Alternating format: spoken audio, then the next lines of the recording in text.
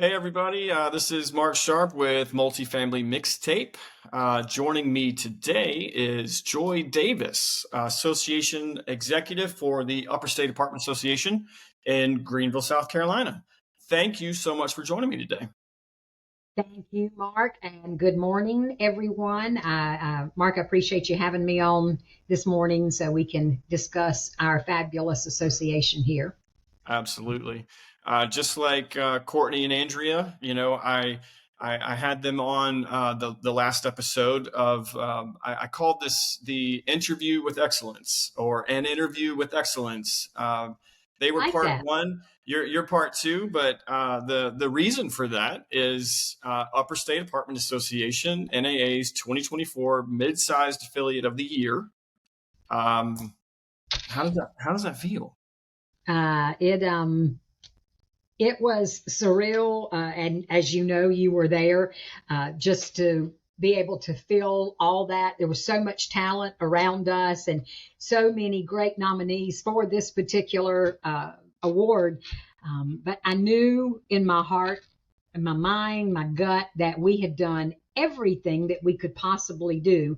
And if we didn't receive it this year, then we just didn't. It wasn't by us not doing something, but we had checked all the boxes, and it was exciting for you and our staff member to be there, and as well as our members supporting us. And you could tell by the screams that they were Right, all right behind us when right. when we were announced. So it's a pretty big thing. It's exciting.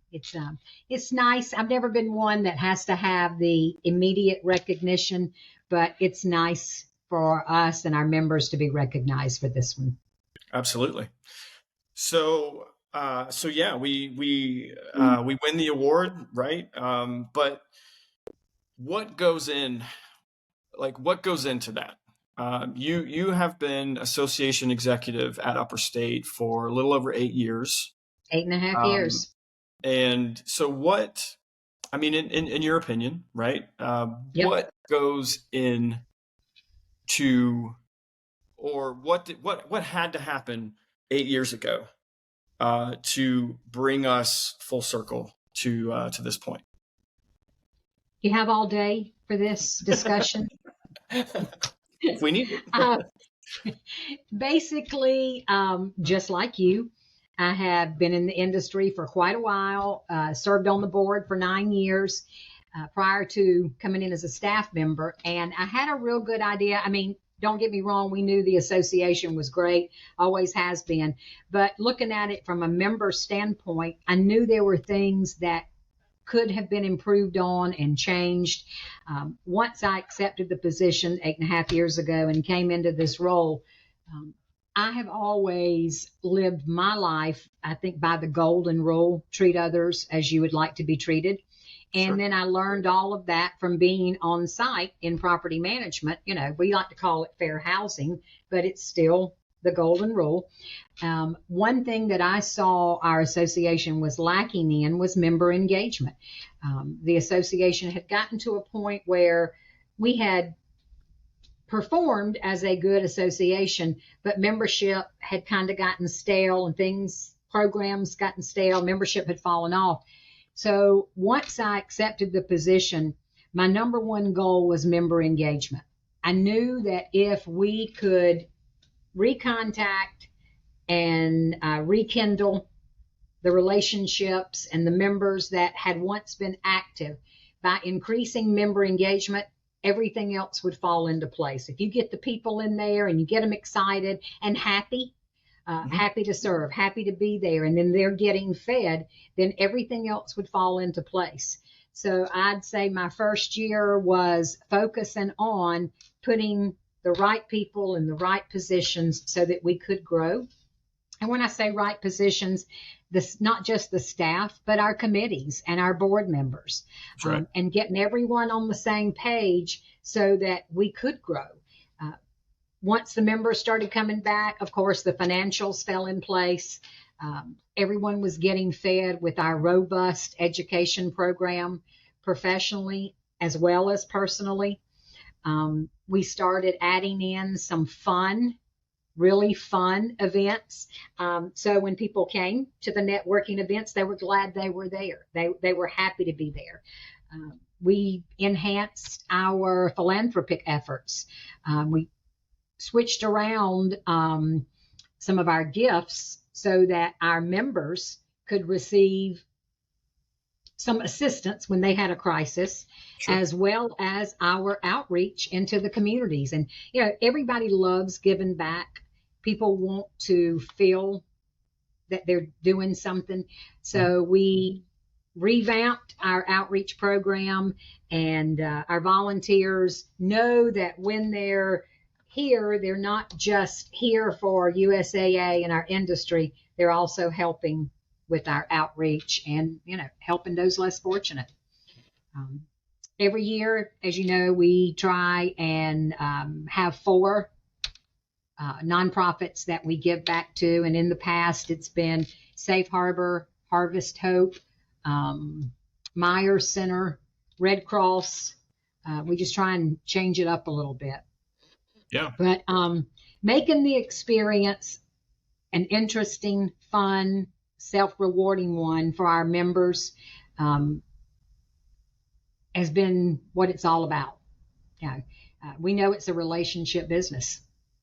And when people form those relationships and they're fed, then they want to be a part of it. Right. And you mentioned relationships, and that's one thing which maybe we'll get into later. But with AI, a certain aspect of AI sort of getting into our industry and taking over a lot of things. That's one thing that AI will never be able to do, is to build a Never. relationship.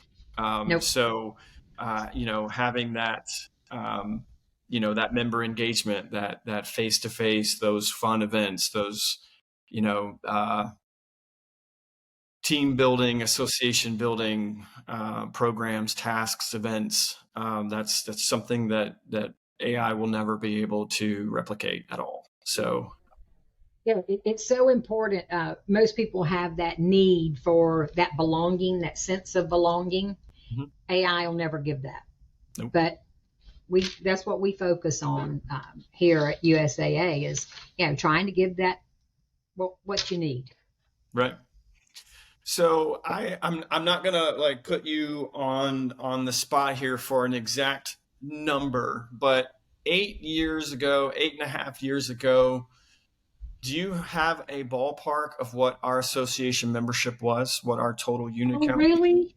Let me see. Yes, of course I do. Every year, update the spreadsheet that tells us where we are, how we're doing, what Yeah. we need to do.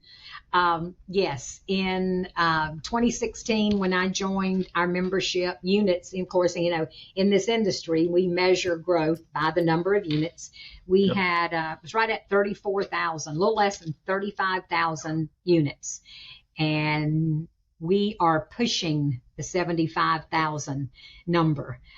And we watch that as staff members because NAA measures your abilities and your size and your Mhm. awards based upon your unit size. And right now we're the big dog. We're up there. We are Makes us get representing. pumped, right? Yeah. And when we hit 75,000 units, we are considered large. We got to start over. We got to start back over at the Right. bottom and be recognized again. But that's okay. We can do that. So, Yeah.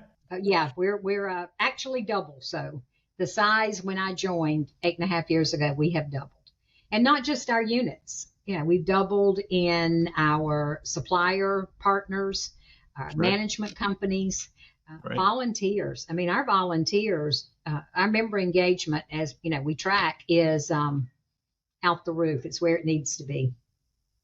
Yeah. That is to me I mean, as we've been a part of it.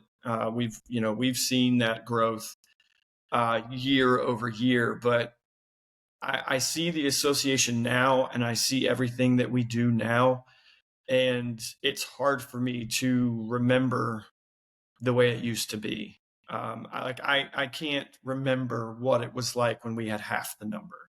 I can't remember that. It's the change that has happened, the growth that has happened to our area, to the upstate of South Carolina. I mean, we're on every top 10 list from, I mean, it doesn't matter what the magazine's called, right? I mean, we're there. And um, Unfortunately.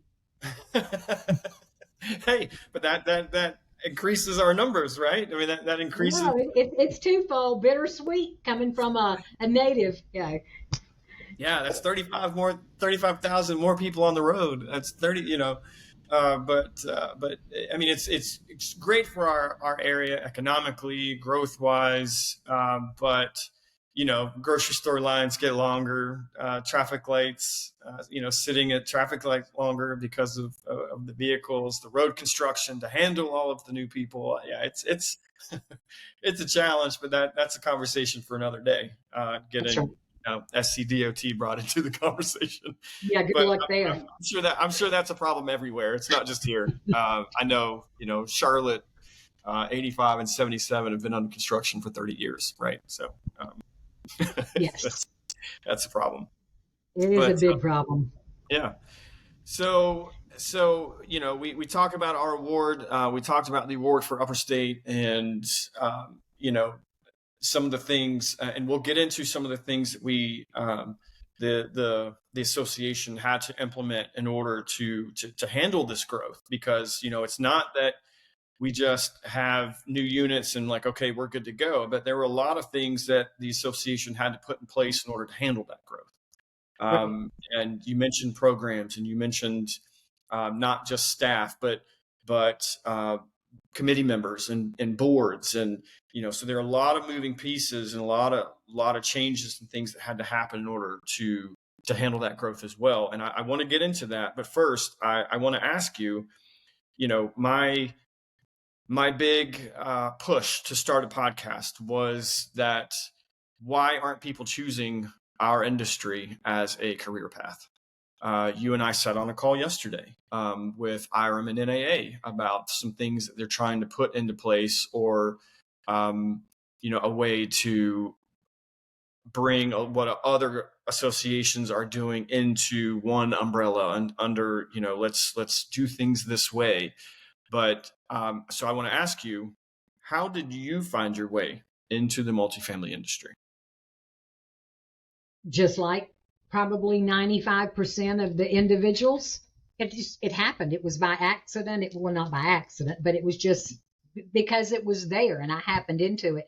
And that's exactly what we're trying to change now. Is property management isn't a degree or a certification, up until probably the last couple of years. So we're Right. all becoming aware that, people don't have trades anymore. They go to college and that's what they're supposed to be doing. But we've realized that we've got to educate the average public on, we're an industry, we're a business, we can offer you a career. So that's one of the problems we've had in the past, and like the meeting yesterday, being able to get into the schools and in the communities and just create awareness. Yeah. So I was listening to the radio recently, and I can't remember who was talking, but it was somebody, and they talked about excuse me, the baby boomers, and how they entered the workforce as laborers. So Hmm. we had people coming out of the service and going straight into the workforce as laborers. So you have 20, 25-year olds hitting the workforce instantly, which allowed the boom that we had, Hmm. right? And now the people coming out of school, the people coming out of college, the 20, 25-year olds are not going into the labor industry.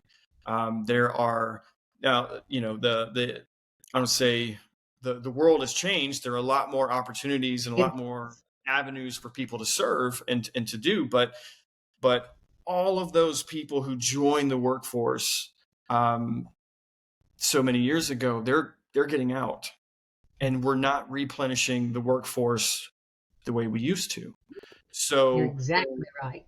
you mentioned you found the industry by accident, and I found the industry by accident.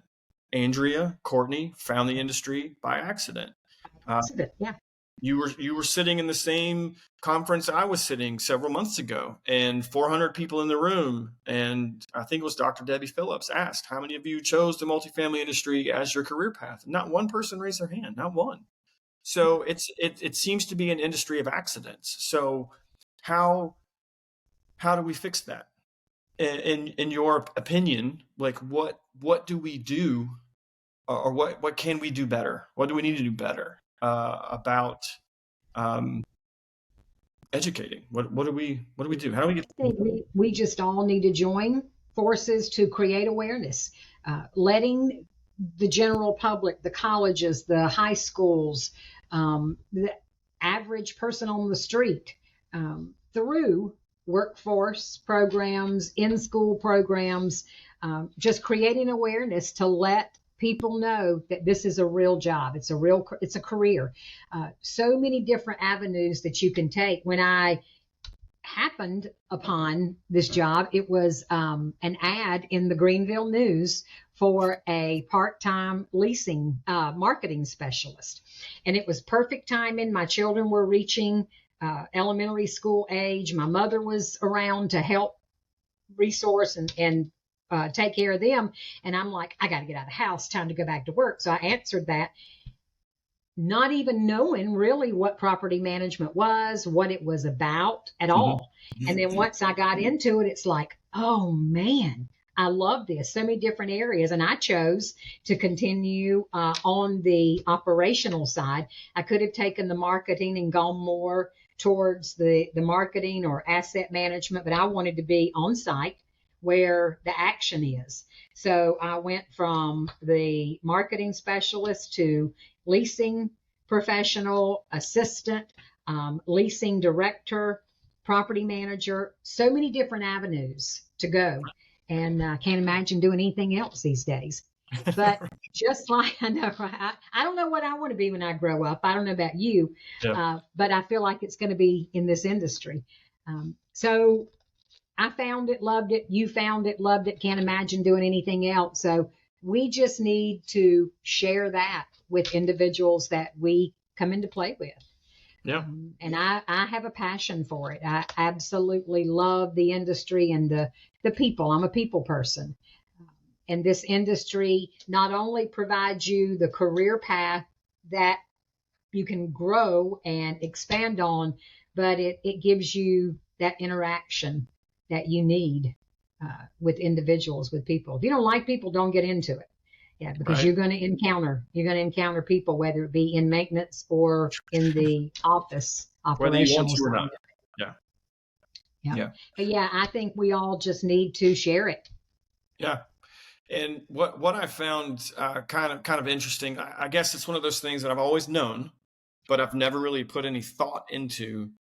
But when you hear about property management, when you hear about the multifamily industry, I think our minds generally go straight to the apartment community, right? The property manager, the leasing, the maintenance guy with all the keys jingling and jangling around and is always in a bad attitude and always complaining, that sort of thing. But when you think about it, expand that view a little bit. The multifamily industry has marketing. I mean, you mentioned marketing. You have all of the suppliers who service our industry, people from in the legal profession, people who, again, in the marketing, but there's so many different avenues of marketing. There's There he videographers. is. There's just so many. There's legal. There's paralegals. I mean, I'm struggling with my Yeah, well, thoughts, but it's it's definitely what you're huge. saying. It's not just on-site operational. Yeah.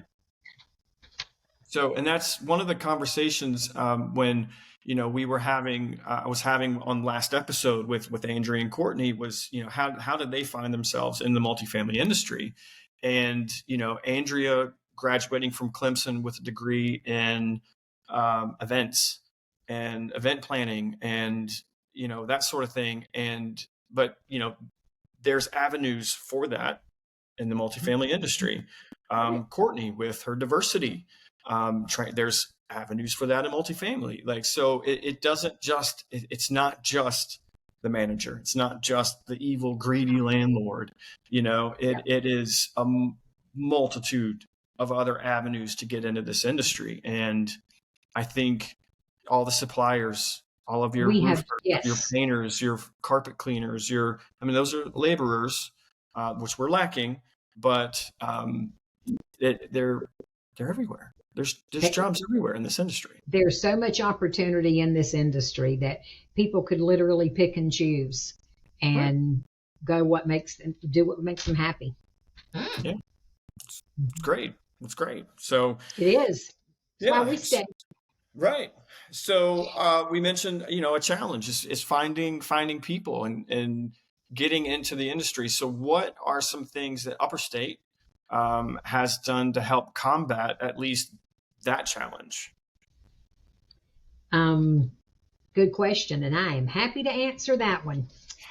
From being on site, being in operations, that's the one thing what you just mentioned that myself included, as well as other property managers and owners, realize is we don't have the skilled talent that we need to operate the properties or to fill the supplier positions, whatever it is. We don't have that. So knowing that, and then once I joined the association, hearing it continuing, because probably 15 years ago when the BMWs and the Michelins and the General Electrics came to the area, they took a lot of our skilled because the individuals were growing a little bit older and they were a little bit tired and they could make more money by sitting on a production line. Now, a lot of them realized that they really didn't want to do that, so they came back. But it took a lot of our skilled laborers. So one of my goals took a long time to get it going. Actually, you were one of the first ones that we pulled in this little task force to get started. It took us 4 years to create, implement, fine-tune our workforce development program. We have now proudly done 3 cohorts, and we are absolutely putting a workforce group on site or with our suppliers to enter the industry. Can I expand on that a little bit? Please, got time please for do. me to? Yeah. Okay. The cohorts that we did, first one, we focused on maintenance because our maintenance laborers are hard to find. So we reached out into the Greenville, Spartanburg area communities through the Goodwills and the SC Works, the labor companies, and provided a 6 weeks hands-on certification where it was totally free, no cost to the students. Because we did have sponsors, USAA contributed. We had some of our suppliers provide the tools and the toolkits, and our fabulous members offered up hours to be instructors.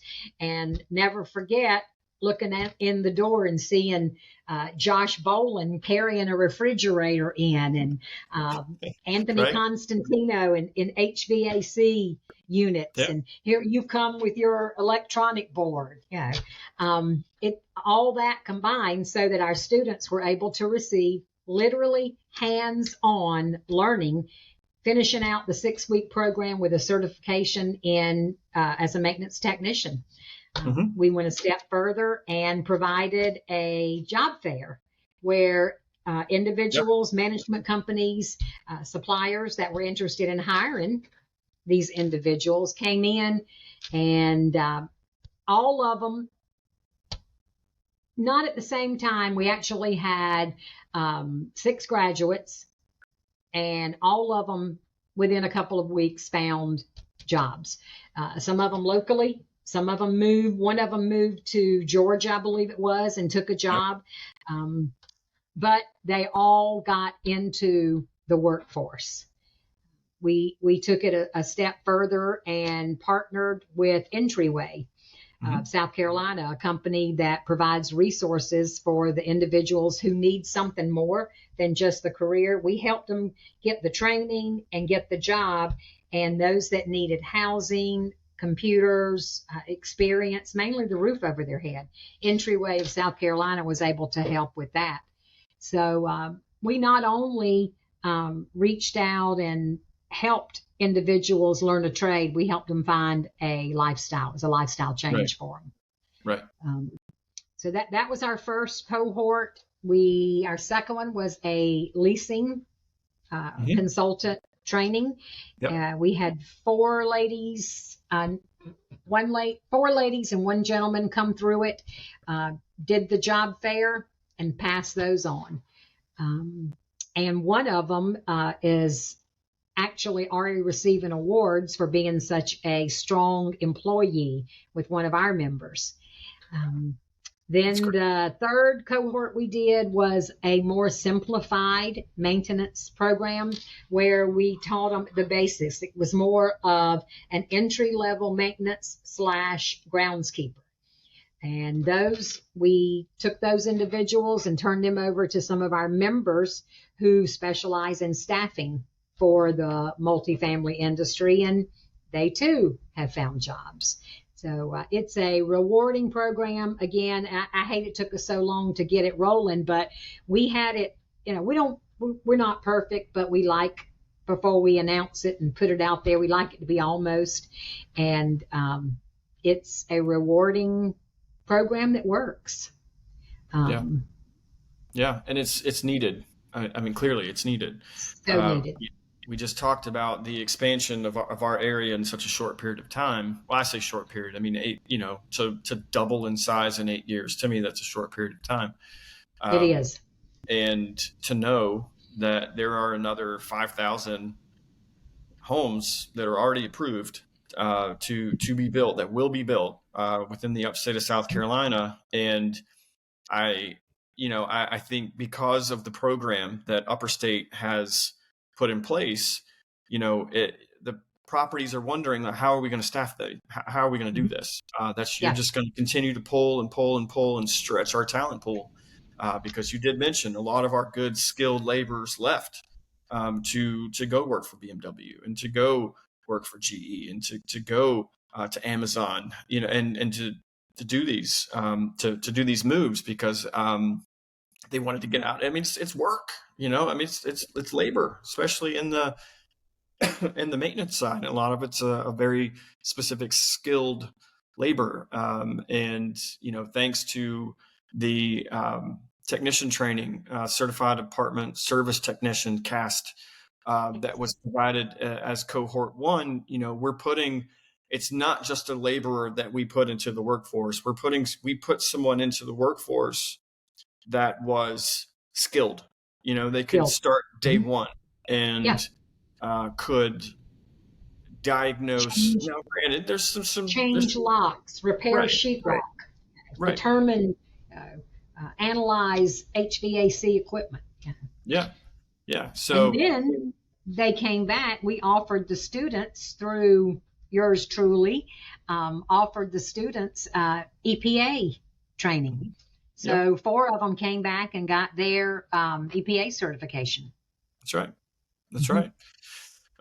So yeah, I mean, I love what the Upper State has put into place, and I love the program, and I love that it just didn't stop with the first one, that it continued. And what. If you want to get into this, we can. But if you don't, we don't have to. But I'm just curious, between the first cohort being as robust as it was, a 6-week program, 3 nights a week, all of the hours, to a second leasing, and then to a third kind of more basic maintenance thing. Like what do you think? I don't want to say we did wrong, but we learned some things between cohort 1, cohort 2, and cohort 3. What do you think? What do you think we did wrong? And what do you think that will continue, or that we did right? Like, do you think we've honed in on that, and we have something that we can continue to do now, or do you think we need to continue to make changes to make it a little bit better? That's a really good question, Mark, and not knowing 100% the answer. After the first cohort, graduating the students with the CAST, the Mhm. certification of the Yeah. service technician, um, it's a big deal. And I believe our students knew that it was a big deal.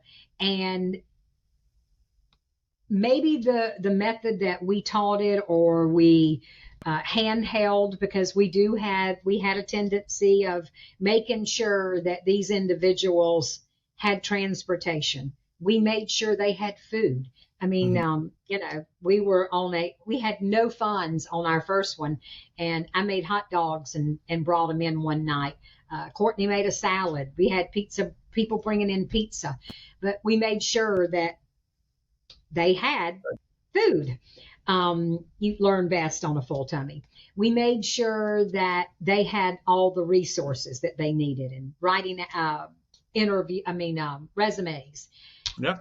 So I don't want to say that holding hands created some concerns, but I think when they left here, they knew that these students knew that this was a good career path, but they have witnessed some of the instructors have been in the industry for 20 years. This is a instant gratification type world we're living in.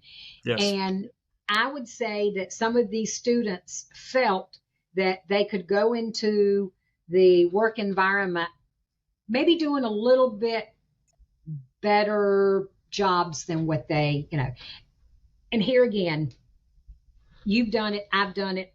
We've picked up dog poop. We've pulled dead cats out of ponds before. I've washed dogs' feet, poop off of dogs' feet before because of, just, you do what you got to do. That's right. And I think maybe one of the things that we learned from the first cohort was our students felt that they were a little bit, or should be a little bit higher in the food chain than what they Mhm. were. Yeah. Mainly because of the follow up that we saw and heard from some of the students. Um, some of them, when they went to work with their companies, they didn't act respectable, didn't or did use extenuous communication. Not saying the right things that they needed to say. But I Yeah. believe that our first cohort was we needed to be more basic with them, more honest. Yeah.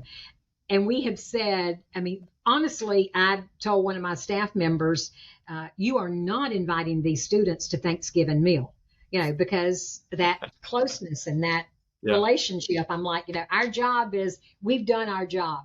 We put them in the workforce. We gave them all the resources. We're closing that door on this group. So whether we did it right or whether we did it wrong, we decided by the second maintenance cohort to do it a little bit different, and Mhm. we made it known entry level. Yeah. Entry level. This is what you do. So that if an individual, one of these, went to work entry level as a groundskeeper or as a basic turnkey maintenance individual, their actions is what would get them to that next level. We weren't advertising that you're coming in at a higher level. Yeah. We told them this is where you're starting. We were a little more stern with them on if there's any reason why you couldn't pass a drug test. Right. Please let us know. We can help you with this. Please let us know if you don't have a driver's license. Please let us know if there's any reason why you could not go to work with this company. Because we knew putting individuals through the training and giving them a hope that they could have a new career, and then all of a sudden they find out, yeah, my background is going to prevent me from getting this job. What does that do to their Right. mental health and behavioral health? So we did approach the second maintenance cohort a little more sternness, a little less hand holding, and a little more reality. Yeah. Yeah. We stress that, guys, you're getting an opportunity, or guys and girls, you're getting the opportunity that not everyone has. What you do with it is up to you. We're giving you the opportunity. Now you need to take it and do something with it. So I don't know that it was right or wrong. It's out of our control once we reach that certain level. Yeah. We gave them the tools, Yeah. and then the rest is out of our control. Yeah. And I think it's important to recognize where mistakes were made. This is a new concept. Having a workforce development program for the multifamily industry. I mean, this is new, right? Like we're going out and telling people and educating them about our industry. So, mistakes will be made because we don't know. We're trying something. We think this will Yep. work. We think this is going to be what's best. And a lot of times it's like, we go too far for We round do. one, and we create the monster. And We did. and then we learn from our mistakes, and we change, and we adapt, and we put something out the second time that's better, and then we learn from it and we put something out the third time that's better. And Yep. I think between cohort 1 and cohort 3, because those are the two maintenance, I mean, Yeah. I think I'm a little bold to say this, but I think maybe cohort 3 might have been a little bit more successful than cohort 1 because of the realness that had to happen in cohort 3. Yeah. And you can say that you are one of the directs in this. You've been right in here with me and the staff for since day one. So you hired some of the individuals. But yeah, I think that would probably be we're too Yeah. nice. It's the real world. It is. It is. It is very, very much the real world. But I actually, our company just hired one of the individuals who went through cohort 3, Carlos Jones. He started with us last week, and he is he's a workhorse, man. He came to Love it. work with a smile on his face, and he said, "Just point and tell me what to do. I got you." And so he's been great, and I'm looking forward to seeing what happens with his career. I think Me too. he'll be a good one, and he's hungry. He wants to learn. I love it.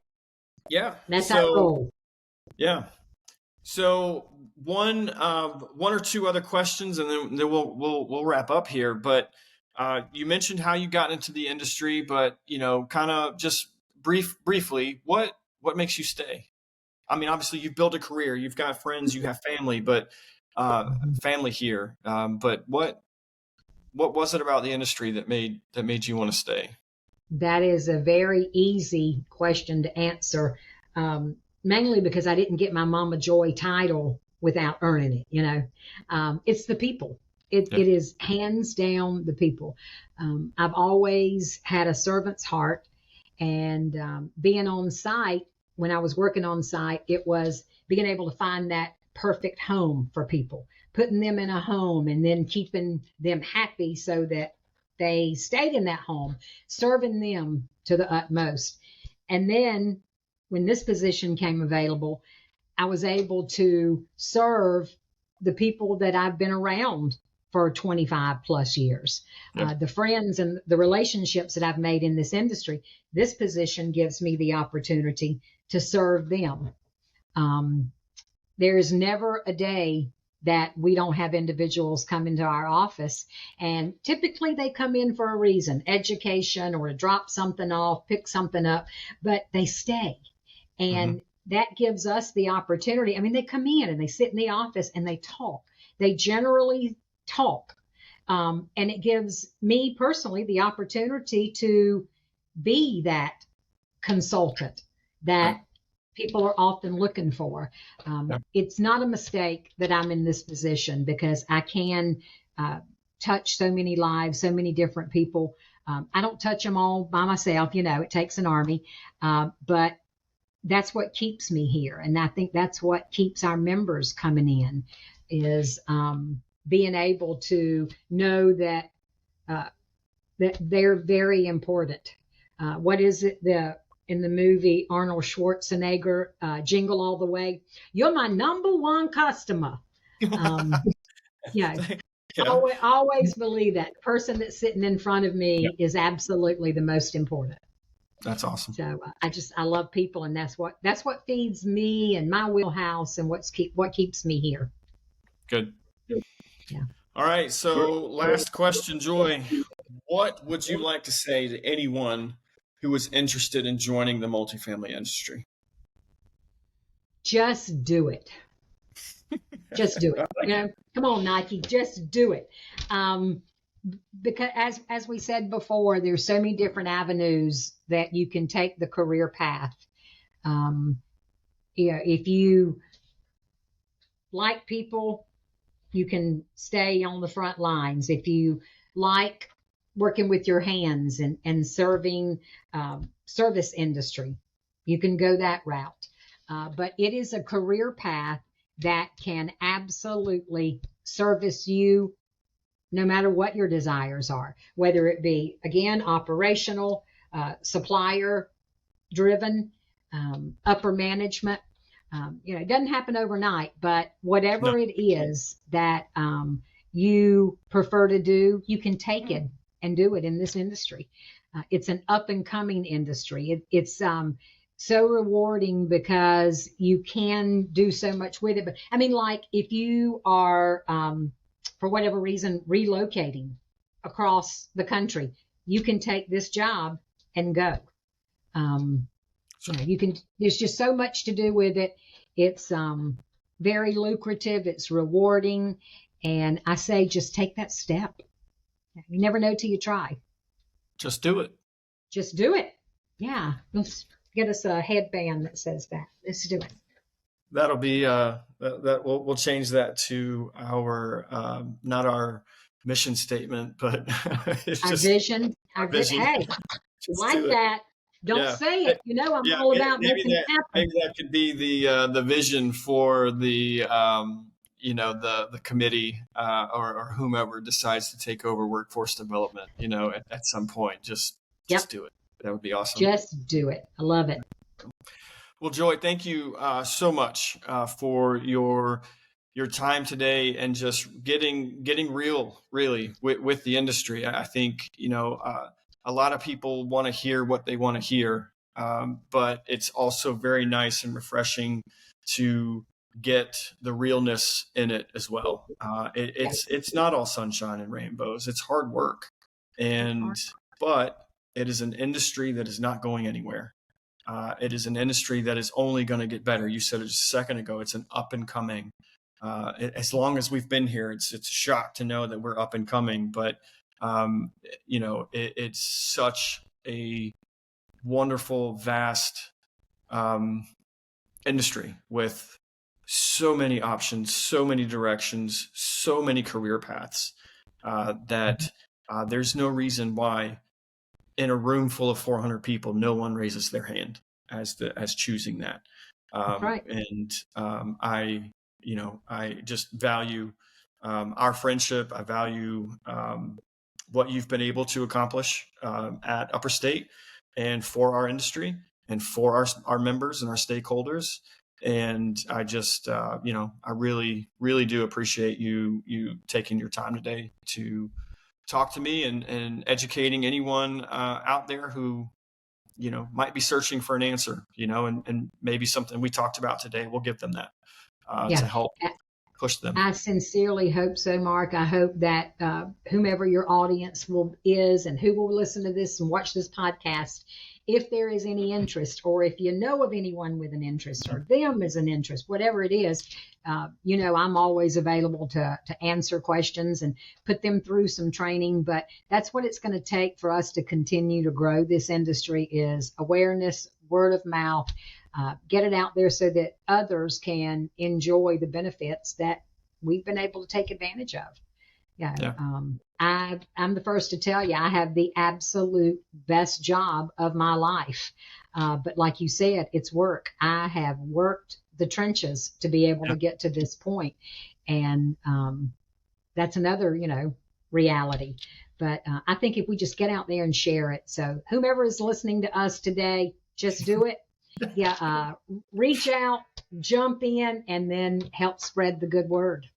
That's right. And I appreciate you helping us to share the word.